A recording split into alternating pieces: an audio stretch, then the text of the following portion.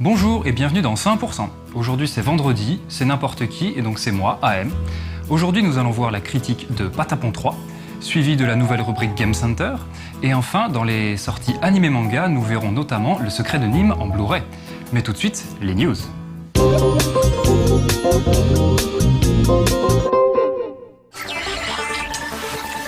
On a déjà pu apercevoir le mode solo du prochain Uncharted via quelques vidéos de gameplay, et c'est au tour du multijoueur de se dévoiler avec ce trailer.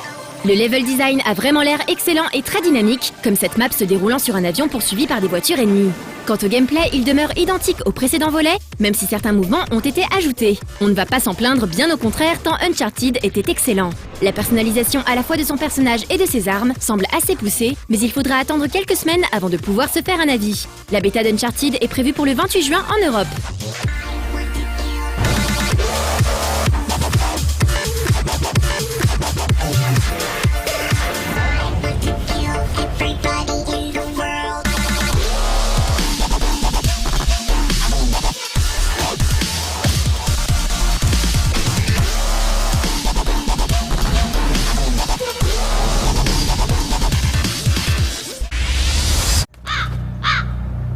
Encore du nouveau pour le MMORPG norvégien The Secret World.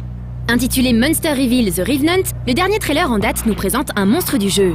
Chose intéressante, les images sont tirées de phases de gameplay. Mais faisons plus ample connaissance avec nos amis de The Secret World, les Revenants. Ils sont capables de se transformer en créatures associées à la mort et aux ténèbres, par exemple les corbeaux, les rats, les araignées ou les vers. Ils peuvent sauter sur de grandes distances et se servent de maladies et poisons comme armes contre les innocents. Ils sont le plus souvent équipés de couteaux capables d'infliger d'affreuses infections à ceux qui ne sont pas protégés contre la magie noire. Rôdant dans des zones où le désastre est imminent, ils seraient les outils ayant permis la diffusion de maladies comme la peste bubonique en Europe ou même le typhus en Asie. Reste à voir comment tout ce background autour de cette créature sera intégré au game system. En attendant, le jeu est toujours prévu sur PC et Xbox 360 sans date de sortie pour le moment.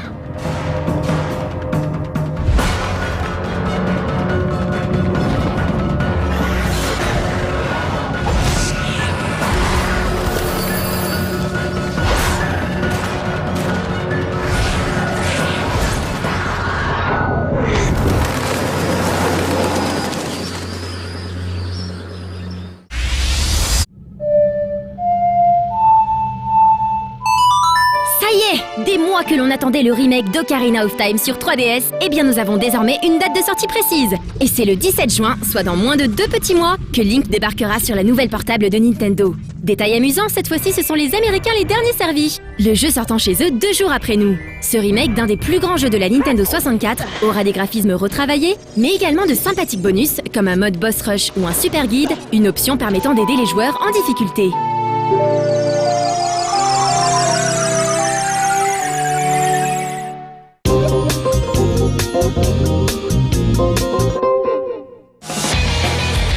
Le week-end dernier, c'était déjà la 6e édition de la convention Mangazur à Toulon.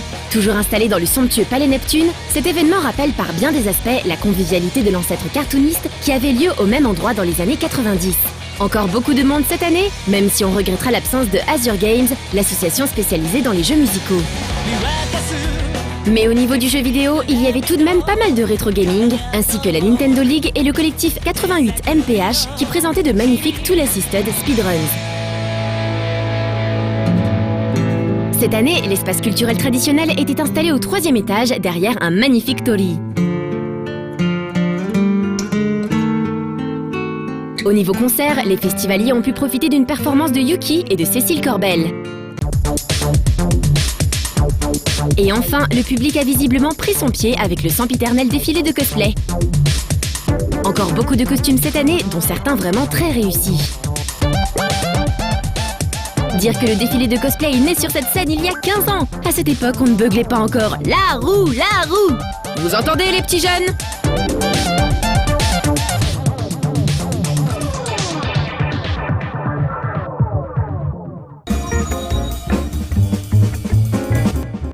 Voilà, vous venez de voir un petit reportage sur Mangazur. On tient à remercier Genshi Tony qui nous a envoyé ces images. Nous allons tout de suite passer à la critique du jeu qui est Patapon 3. C'est parti.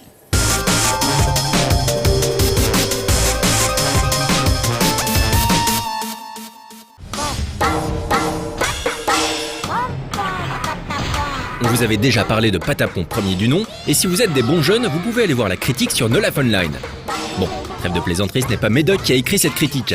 Patapon 3 a pointé le bout de son nez le 20 avril, et bien qu'on ait un petit peu galéré pour la voir, on est content de vous en parler, parce qu'à No Life, on aime le rythme même quand on est stagiaire.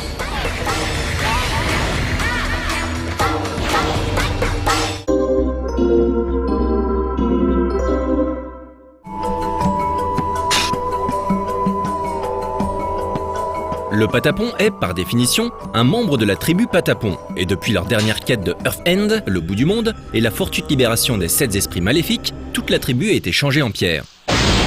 Toute, non, le brillant Oshipon, s'en va trouver le dieu tout-puissant des Patapons, vous, pour qu'il revienne mettre les pendules à l'heure.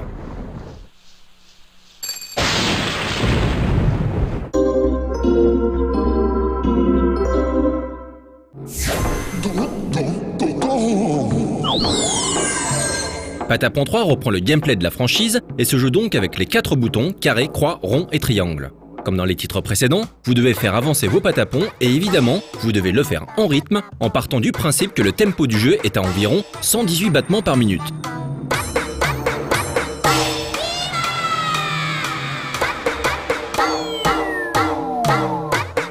Les patapons répondent à des rythmes 4 temps, et pas n'importe lesquels, les séquences d'ordre à rentrer sont en effet affichées en bas de l'écran. Et de toute façon, vous aurez tôt fait de les apprendre par cœur. L'exécution parfaite de ces séquences fera monter une jauge fièvre qui galvanisera vos patapons. Bien que le gameplay ayant fait la réussite des précédents titres soit conservé, Patapon 3 regorge de nouveautés. On a tout d'abord les Uber Héros, des combattants légendaires de la tribu Patapon. Le joueur se retrouve d'ailleurs à incarner l'un d'entre eux. Au départ, un choix doit être fait entre 3 personnages. Yarida, le masque bleu dit le héros de la lance, Yumiyacha, l'archer au masque vert, et Tateradze, le masque orange qui représente un guerrier équipé d'une épée et d'un bouclier. Vous aurez reconnu les 3 classes de base de Patapon, guerrier, lancier et archer. Mais il se trouve que le choix de l'hôte en début de la partie influe aussi sur le niveau de difficulté. Le reste de l'armée est composé des 3 braves Patapons suivants, Ton, Chin et Kan, respectivement lancier, archer et guerrier. Cette fine équipe étant accompagnée bien entendu de Hatapon, le porteur de la bannière à la fois inébranlable. Lorsque votre sympathique escouade de Space Marines, de Patapon, aura fini l'une des 80 quêtes du jeu, chacun de ses membres se verra récompensé en points d'expérience.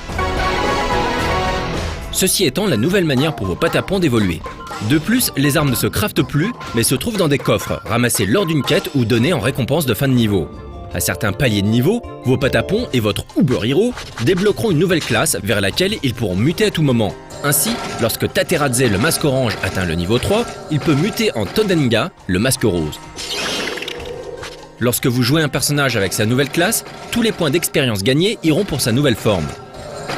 Avec ses 21 classes différentes réparties en 7 archétypes, Patapon 3 permet au joueur d'essayer plusieurs configurations pour son équipe, ce qui tend à donner au jeu un aspect tactico-RPG des plus appréciables. On note aussi l'ajout d'une barre de vie en bas de l'écran pour les boss, ce qui constitue un vrai plus. Après chaque bataille, votre Dream Team se repose dans la grotte refuge des Patapons.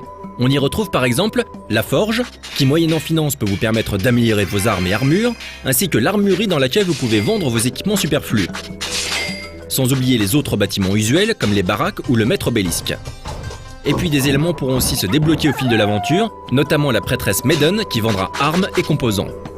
Parmi les ajouts plus légers, nous pouvons parler des mini-jeux comme le Capture the Flag, mais nous devons surtout parler du nouveau mode multijoueur qui offre enfin la possibilité de s'affronter entre dieux tout-puissants. Fidèle Patapon, soyez l'instrument de ma vengeance.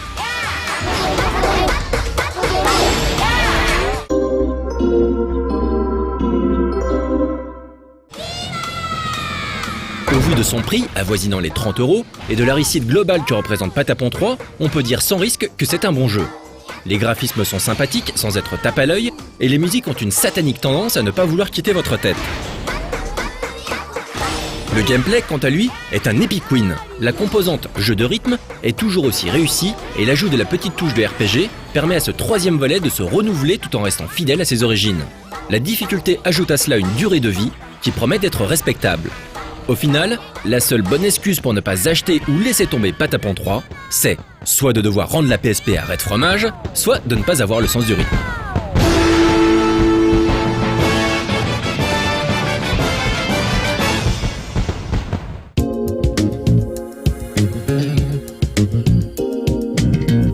regardez, c'est ma première PCB que j'ai achetée il y a maintenant quelques années au Japon, à Mac Japan. Je l'avais acheté 8 000 yens, c'est Thunder Force AC de 1990. Une vraie merveille et c'est vraiment beaucoup d'émotion pour un fan d'arcade que de pouvoir acheter sa première PCB, son premier jeu. Mais donc justement, pour ceux qui ne savent pas vraiment de quoi il s'agit, je vous propose de regarder Game Center.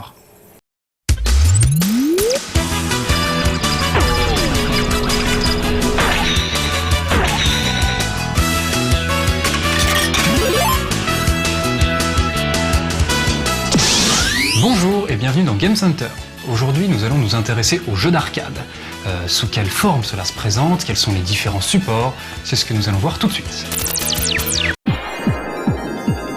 Que ce soit dans une borne générique ou dédiée, tout le hardware est concentré dans le jeu que l'on branche à l'intérieur. Les jeux arcade se présentaient à l'origine sous forme de circuits imprimés de grande taille, parfois sur plusieurs étages. C'est pourquoi on les appelle PCB, Printed Circuit Board. Étant destinés à des professionnels, les PCB ne disposent d'aucune coque ou autre protection. Elles demandent donc un soin très particulier lors de la manipulation. Par exemple, les soudures des composants dépassent du dessous de la carte sous forme de petits picots, ce qui peut entraîner des faux contacts dans les bornes à l'intérieur métallique. Afin d'éviter tout risque pour les PCB, on les emballe soigneusement dans du papier bulle. Précisons au passage que la grande taille d'une carte n'est pas forcément synonyme de puissance. Tout dépend de l'architecture et des composants. Afin de simplifier le roulement des jeux et de baisser les coûts de production, des systèmes à carte mère ont fait leur apparition. Le hardware étant cette fois-ci bien distinct des jeux, il suffit d'acheter une carte mère et de changer de jeu comme sur une console de salon. Data East est le premier à tenter l'aventure avec son Deco Cassette System en 1980. Les jeux étaient alors livrés sur de simples cassettes audio, couplées à un dongle de sécurité. Par la suite, d'autres supports ont vu le jour. On retiendra le laserdisc utilisé sur des jeux comme Dragon Slayer et Spaces, la mémoire à bulle magnétique, malheureusement trop fragile, qui a notamment fait tourner le célèbre Gradius de Konami, les cartouches, qui sont tout simplement des PCB dans une coque, comme par exemple les MVS de SNK, les disques durs, utilisés pour la première fois sur le jeu Killer Instinct, les CD, qu'on trouve sur le CPS-3 avec des jeux comme Street Fighter 3, et enfin, les DVD pour le système 256 de Namco, par exemple. Et sur le même principe, il existait même certaines PCB sur lesquelles on pouvait changer les EPROM pour changer de jeu. Les EPROM sont des composants de mémoire qui contiennent les informations du jeu, programme, son, graphisme. Plus besoin de racheter une carte complète pour changer de jeu, mais en revanche, changer les EPROM une par une est un peu fastidieux. Mais les éditeurs ont rapidement été confrontés à un autre problème de taille, le piratage. En effet, des sociétés peu scrupuleuses réalisaient des copies plus ou moins fidèles des jeux d'arcade pour les vendre à petit prix aux exploitants, européens le plus souvent, qui se moquaient bien de l'origine des jeux. Ces copies illégales, communément appelées bootleg, étaient souvent de piètre qualité. Les jeux présentaient parfois des bugs et les cartes étaient souvent moins bien construites et donc plus fragiles. Mais surtout, cela représentait un manque à gagner certain pour les éditeurs de jeux. Ils ont donc commencé à protéger leurs jeux avec des systèmes de cryptage de données, de dongles de sécurité, ou bien même en grattant les composants pour effacer les références matérielles sur les PCB. Le CPS-2 et son système de pile suicide est un exemple de jeu dont la protection a tenu longtemps. Les clés de cryptage se trouvaient dans la RAM maintenue en vie par une pile, rendant leur accès et donc le piratage quasi impossible. Le revers de la médaille, c'est que cette pile n'a pas une durée de vie infinie et doit être changée régulièrement si l'on ne veut pas que le jeu meure. C'est la raison pour laquelle on parle de pile suicide. Capcom n'est pas le seul à avoir eu recours aux piles suicides, d'autres sociétés, comme Sega par exemple, en ont également utilisé. Mais l'évolution de ces systèmes ne s'arrête pas là. On est passé des hardware dédiés à l'arcade à des systèmes basés sur une console de salon en particulier et boostés pour l'occasion. Par exemple, le Namco System 11 est en réalité une PlayStation 1, la Naomi une Dreamcast et le Namco System 357 une PlayStation 3. Certains éditeurs poussent même le vice plus loin en mettant tout simplement un PC dans la borne. Konami a franchi le pas dès 2003 avec son Bimini PC Type. Ces pratiques permettent notamment de minimiser les coûts de développement et de faciliter les portages consoles. Pour rassurer ceux qui veulent se lancer dans l'arcade, ne soyez surtout pas freinés par cette histoire de pile suicide. En effet, ça peut être un petit peu inquiétant de se dire que son jeu peut mourir à tout moment. Maintenant, avec un tout petit peu de technique et de connaissances, on peut changer les piles soi-même. D'ailleurs, nous allons essayer dans un prochain numéro de Game Center de vous faire un petit tutoriel là-dessus. À propos de ces piles suicides, je me permets quand même de vous présenter donc le jeu Dodonpachi Daiojo Black Label, qui quand même est un des très rares jeux à pile suicide avec une pile rechargeable, qui donc se recharge pendant qu'on joue. C'est un fait assez rare quand même pour être signalé. Voilà, l'arcade c'est ça, c'est des soudures, c'est des piles suicides, des PCB, mais ce n'est pas que ça, c'est aussi des posters, des marquis, et c'est pourquoi nous allons voir tout de suite les emballages, le packaging des jeux arcade. Lorsqu'un Game Center achète un jeu neuf à un éditeur, il obtient ce que l'on appelle un full kit, c'est-à-dire le jeu avec son emballage complet. Un full kit est généralement composé d'une boîte en carton très sobre, avec à l'intérieur la PCB du jeu, ainsi que tous les outils de promotion que l'acheteur va pouvoir utiliser dans sa salle. On trouve généralement une instruction card ou marquis, un instruction sticker, un pop et un manuel. Le contenu des kits varie selon les jeux, et il est courant de voir d'autres éléments, stickers supplémentaires, mini-posters ou encore mini-pop par exemple. Pour une plus grande visibilité, la plupart des jeux sont accompagnés d'un poster. Au Japon, la taille standard d'un poster arcade est B1, mais il existe aussi des posters B2 ainsi que A1. Des bannières en tissu sont également utilisées par certains éditeurs. Le problème, c'est que les gérants de salles d'arcade prenaient peu soin de tous ces objets, et il est désormais très difficile, voire impossible, de reconstituer un full kit sorti avant les années 2000. Il n'est donc pas rare de voir des prix astronomiques pour un simple bout de papier ou carton. Les collectionneurs arcade sont aussi très friands des flyers publicitaires. Il s'agit de feuilles A4 distribuées lors d'événements tels que l'AM Show ou l'AOU pour la promotion des jeux. Voilà, tous ces marquis et autres flyers sont, comme vous l'imaginez, très importants pour tous les collectionneurs arcade. J'ai d'ailleurs un petit peu trouvé en fouillant dans mon bazar des marquis à l'époque que j'avais entièrement scannés et traduits pour que les gens puissent, lors des conventions, comprendre et savoir comment jouer. Malheureusement, personne ne les lisait, donc j'ai fini par arrêter, c'est bien dommage. Voilà, donc à propos des jeux, il faut savoir qu'on n'a pas parlé comme de la connectique, comment on connecte tout ça dans la borne, dont bien sûr le célèbre port JAMA. C'est ce que nous allons voir dans le prochain numéro. Salut!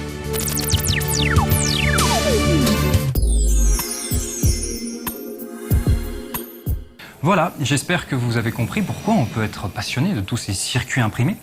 Je tiens à remercier tous ceux sur le net qui nous encouragent et également ceux qui ont laissé des critiques constructives. Je lis souvent que l'émission n'est pas assez poussée. C'est vrai, je suis d'accord avec vous. Hein. Si ça tenait qu'à moi, j'en ferais 1 heure par jour. Oula, malheureux. Alors attends, je sais bien que toi tu ferais bien 1 heure par jour, mais ce que les gens se rendent pas compte, c'est que derrière, y a quelqu'un qui filme tes belles PCB, il y a quelqu'un qui monte l'émission, il y a quelqu'un qui mixe, et même si toi tu as le contenu pour faire 1 heure par jour, derrière on n'a pas la technique pour monter et produire 1 heure de vidéo par jour. En effet, c'est pas faux. Mais donc voilà quoi, pour les grands férus d'arcade, etc., il est évident que vous n'allez pas apprendre grand chose dans cette première saison, qui est là clairement pour un peu faire partager notre passion et surtout faire découvrir aux gens ce que c'est que l'arcade. Donc c'est parti, on va tout de suite enchaîner sur les sorties anime manga.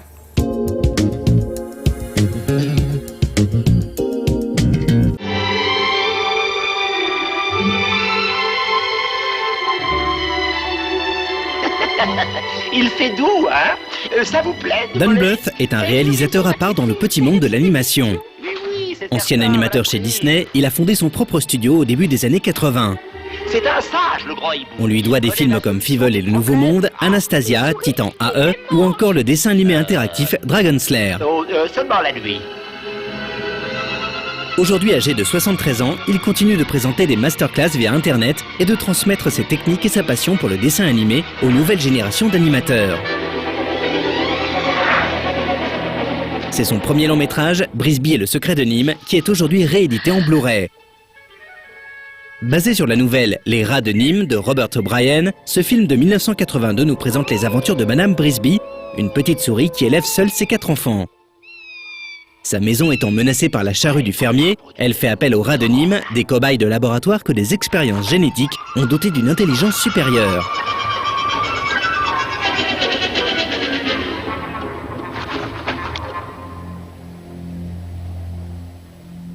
Dans Brisby, on retrouve une bonne partie de ce qui caractérisera le style de Don Bluth. Des personnages hauts en couleur qui évoluent dans un univers réaliste, parfois angoissant, où le fantastique et la magie ne sont jamais bien loin.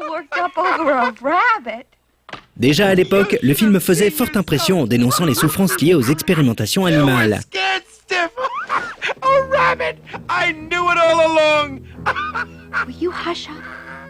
Au niveau de l'image, le générique du début, avec ses incrustations de mauvaise qualité, fait craindre le pire. Mais au final, le transfert en lui-même est de bonne qualité. Cependant, il a été réalisé à partir d'un master poussiéreux qui n'a pas été nettoyé faute de budget. Certains défauts de l'animation apparaissent aussi de façon flagrante dans cette version HD, comme des plans flous ou des changements de lumière dans le cadre. Toujours dans le registre des reproches, on regrettera également l'absence d'une version additionnelle plein cadre du film. La version 16/9 proposée ici rogne légèrement le haut et le bas de l'image.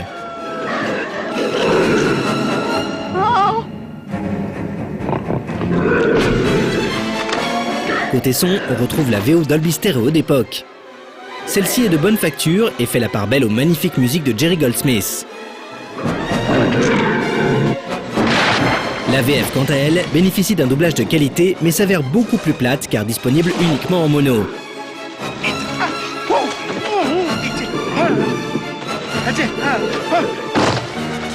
Pour les suppléments, c'est le minimum syndical. Un commentaire audio du réalisateur et de son producteur, la bande-annonce du film, ainsi qu'un making-of d'un quart d'heure en qualité standard. Ce documentaire, qui revient sur la genèse du studio de Don Bluth, reste passionnant. Mais on regrettera, comme pour les autres suppléments, qu'il soit présenté sans aucun sous-titre. En fait, l'ensemble de cette édition semble avoir été réalisé à la va-vite. Ainsi, le Blu-ray se contente d'un simple menu pop-up, accessible uniquement pendant la lecture du film.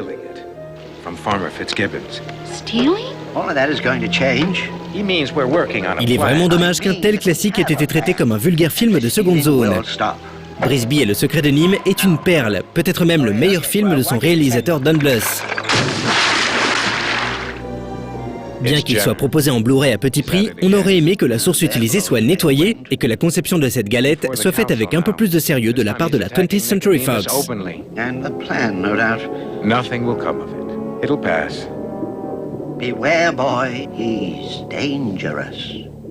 On conseillera cependant aux fans et aux nouvelles générations de spectateurs de jeter un œil à cette version HD, car à ce jour, il s'agit de la meilleure édition disponible de ce classique de l'animation.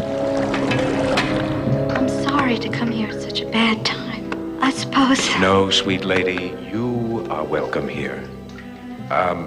We tend to take ourselves a little too seriously.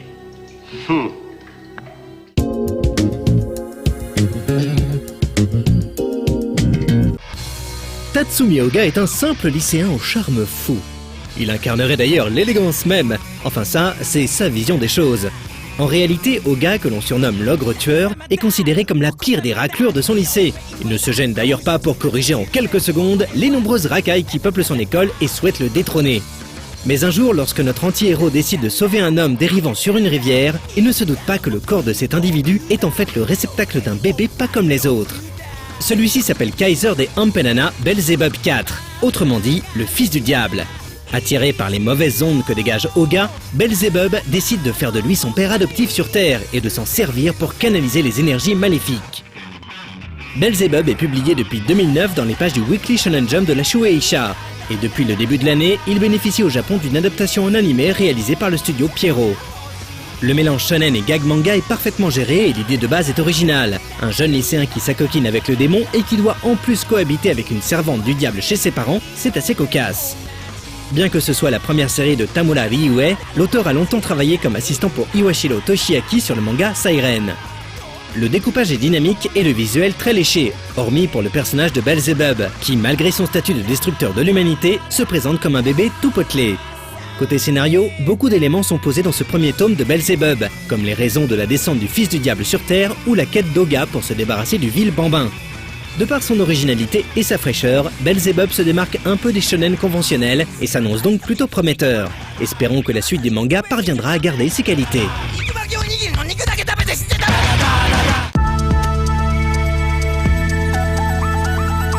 Mais donc Alex, t'es sûr qu'on fait pas une saison 2 pour aller un petit peu plus loin Écoute, je t'ai déjà dit, hein, moi aussi j'ai envie de faire une saison 2 de Game Center, mais là je sais pas du tout si on pourra à la rentrée. Donc pour l'instant je préfère dire on fait une saison 1 le mieux possible, et la saison 2 de Game Center, bon ben on verra, mais on promet rien. Ok, c'est dommage parce qu'il y a quand même pas mal de choses à dire, avec notamment l'AOU qui va arriver et tout ça. Enfin bref, mes chers amis, surtout ne loupez pas, la semaine prochaine, il y aura le Stunfest à Rennes avec plein de bornes partout, donc venez nombreux. Et bah moi je vous dis rendez-vous au Stunfest justement. A plus.